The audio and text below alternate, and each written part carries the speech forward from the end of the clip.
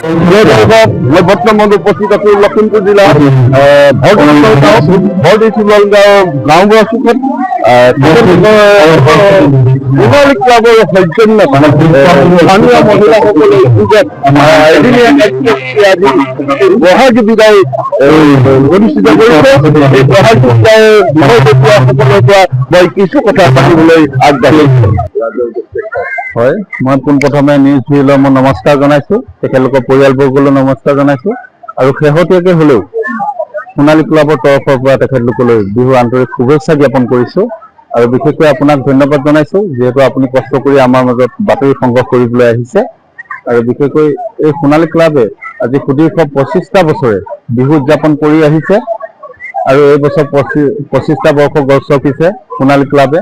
এইবাৰ আমাৰ সবতকৈ ডাঙৰ কথা এইবাৰ মহিলা সমিতিৰ সহযোগত এই মঞ্চত আমাৰ বিহু উদযাপন হৈছে।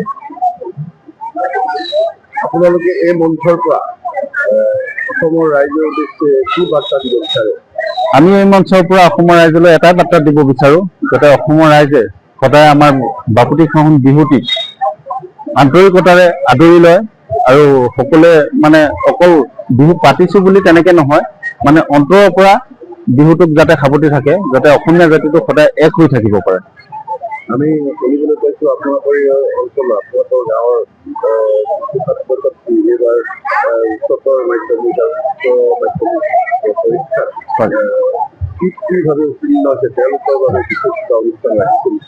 হয়, আমি এইবাৰ শিক্ষাৰ্থীৰ কাৰণে এটা বিশেষ সম্বৰ্ধনা অনুষ্ঠান ৰাখিছো যিহেতু এইবাৰ আমাৰ মেট্ৰিকত SSLCত আপোনাৰ 82.5% পোৱা ষ্টুডেণ্ট আছে আৰু ঠিক তেনেদৰে হায়াৰ ছেকেণ্ডেৰীত 75.8% পোৱা ষ্টুডেণ্ট আছে। গতিকে তেখেতলোকৰ ভৱিষ্যত উজ্জ্বল কামনা কৰিছো আৰু লগতে তেখেতলোকক উৎসাহ প্ৰদান কৰিবৰ কাৰণে আমি এটা সৰু সম্বৰ্ধনা অনুষ্ঠান ৰাখিছো।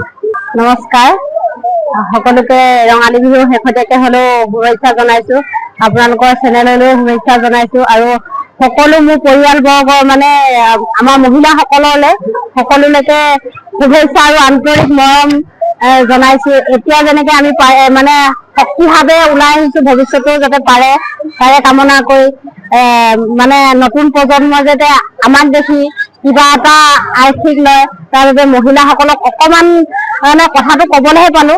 তেওঁলোকে ইমান সুন্দৰভাৱে সহযোগ কৰি, ইমান আত্মীয়তাভাৱে সহযোগ কৰি কামটো ইমান ধুনীয়াকে চলাই নিছে, বৰ্তমানলৈকে চলি আছে, পাছৰ যে ভালকে চলি যায় তাৰে কামনা কৰি মোৰ সমূহ বক্তব্য সামৰণি মাৰিছো। আপোনালোকৰ এই মহিলা সকলে হয়, আপোনালোকে মহিলাৰ বিহু মঞ্চৰ পৰা আপোনালোকে অসমবাসী কি কৰিব বিচাৰে?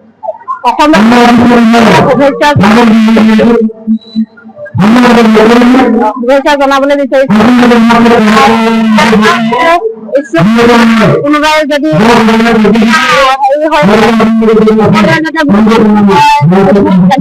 আগলৈ যে এনেকে সকলোৱে মিলি বাপুতিসাহোনটো অন্তৰৰ পৰা যাতে মানে বিহু বুলি ক'লে যে অকল বিহুৱে নহয়, বিহুটো যে অন্তৰৰ পৰা ল'ব লাগে।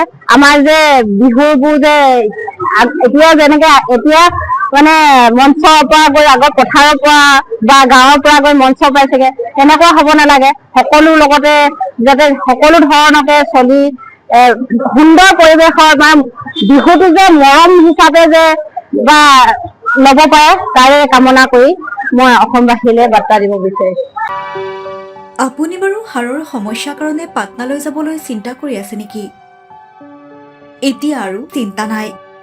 আপোনাৰ যিকোনো হাড়ৰ সমস্যা হলে এতিয়াৰ পৰা আৰু পাটনালৈ যাব নালাগে, কিয়নো এতিয়াৰ পৰা গুৱাহাটীতে পাব সেই সকলো সা সুবিধা। গুৱাহাটীৰ আমিনগাঁৱত অৱস্থিত Patna orthopaedic and multi speciality হস্পিটেলত কম খৰচতে পাব সেই সকলো উন্নত মানদণ্ডৰ চিকিৎসা সেৱা, য'ত অভিজ্ঞ চিকিৎসকৰ দ্বাৰা সম্পন্ন কৰা হয় বিভিন্ন ধৰণৰ হাড়ৰ অস্ত্ৰোপচাৰ। বৰ্তমানলৈকে 3000তকৈও অধিক ৰোগী সুস্থ হৈছে। हमारे हॉस्पिटल में ऑर्थोपेडिक्स से रिलेटेड हर तरह का इलाज जैसे कि joint replacement, trauma surgeries, spine surgeries, इलिजोरोब सर्जरीज और की होल सर्जरी जिसको आर्थ्रोस्कोपी कहते हैं, उसका इलाज संभव है। উন্নত মানদণ্ডৰ সা সুবিধা থকা হস্পিটেলখনত আছে 3টাকৈ VIP ৰুম,